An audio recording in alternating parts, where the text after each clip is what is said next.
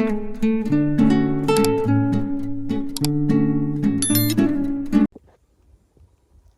ายดีพี่น้องยินดีต้อนรับเข้าสู่2บ้านนงคนบ้านนอกคือเก่ามื้อนี้พาพี่น้องมาเบิ่งมาชมบรรยากาศพี่น้องขอให้คำยามแรงมาเจาะเบิ่งควาย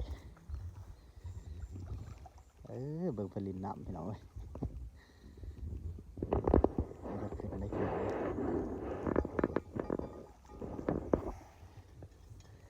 มันจะขึ้นแบบนี้นี่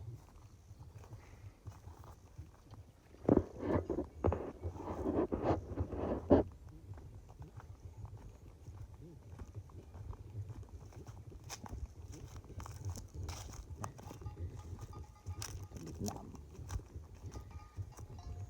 บ่ขึ้นบ่ฮะบ่ขึ้นบ่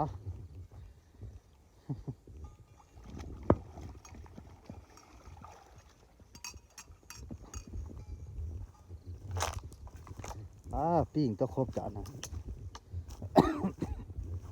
นี่ปิ้งครบผลไปขึ้น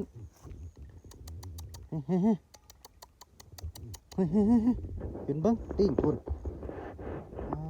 ปิ้งครบพี่น้องไปขึ้น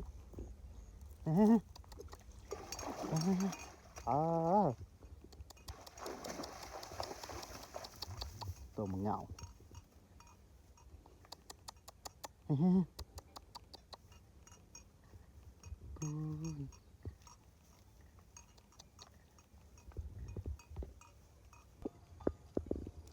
ขึ้นแต่น้ำพี่น้องมึงปิ้งจับเนี่ยตกแหละตกใส่ล่ะฮะจับนิ้วกี่นี่เฮ้ยน้ำเย็นบ่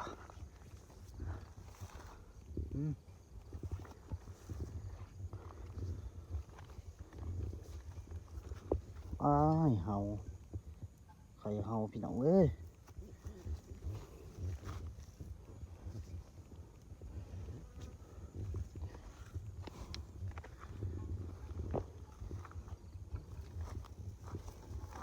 ปิ้งลงตกแหละ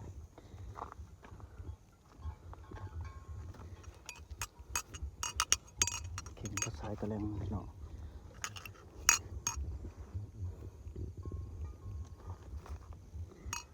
เบิ่งปิ้งเบิ่งตายเหลือก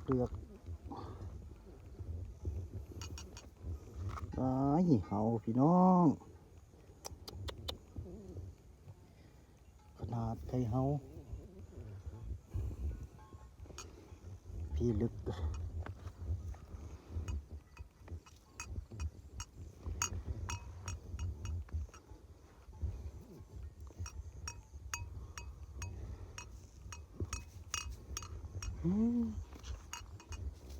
ก็นอนคอคน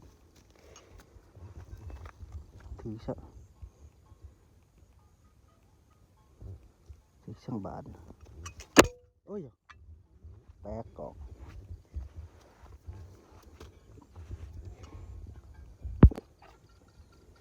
ยานกระแลงเพิ่นพี่น้อง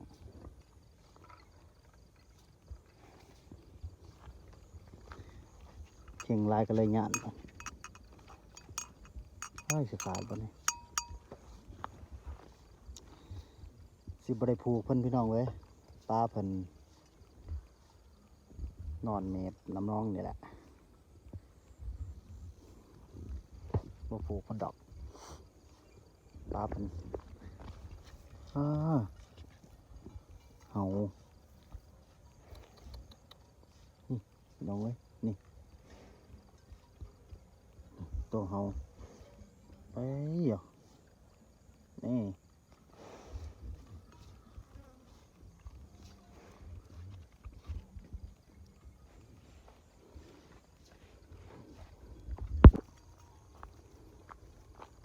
ปลาพันยางขึ้นไปเทียงพี่น้อง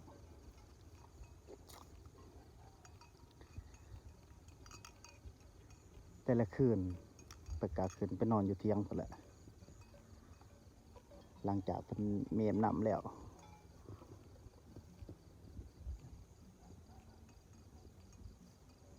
ไปหากินเผืองบ่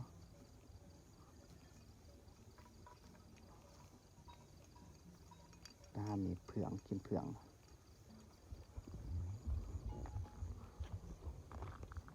ไปหาเล่มเผืองพี่น้อง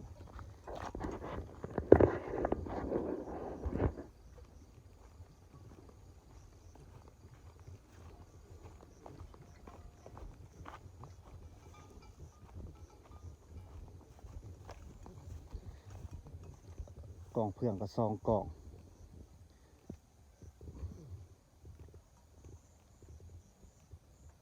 ปลาเพิ่นกินยามเดือน4เดือน5พี่น้อง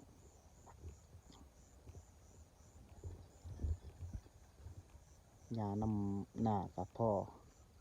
ไอ้เพิ่นเล่มอยู่เพราะว่าบ่มีควายตัวอื่นเขาพี่น้องมีแต่เพิ่น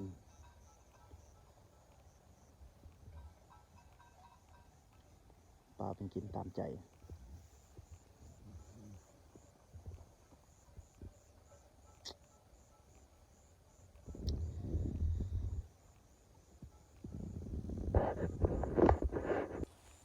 นะมื้อนี้ก็พาพี่น้องมาเบิ่งควายแล้วก็มาชมบรรยากาศพี่น้องเว้ยยามแลงตอนนี้ก็เวลา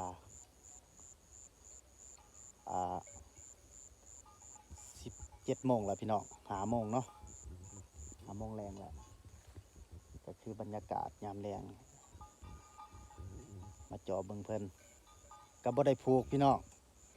ก็สิป้าเพิ่นเลาะกินนี่แหละกินเพื่องนี่แหละยามแรงพี่น้องเว้ยเพิ่นก็มาหากินเพื่องนี่แหละหลังจากเพิ่นลงเมมนำแล้วเพิ่นก็ขึ้นมากินเพื่องนี่คือแบบนี้นี่แหละเรื่องนี้โตเพิ่นใส่เพิ่นตุยเดือนนี้พี่น้องเบิ่งคอเพิ่นกำลังขึ้นจนได้ย่านมากระแดงเพิ่นย่านมากระลงเพิ่นพี่น้องเว้ย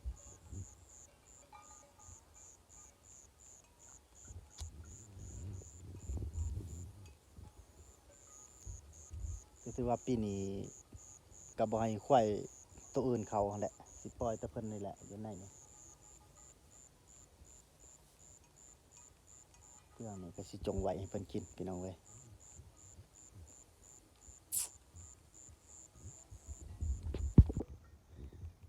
โอ้ยพี่น้อง ความสุขของเพิ่นขึ้นมาแต่น้องก็มากิน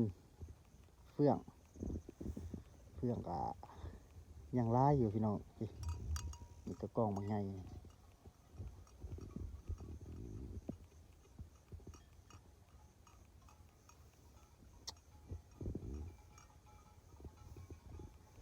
เขาจะกระพูคุ้มขึ้นควายเขาจะ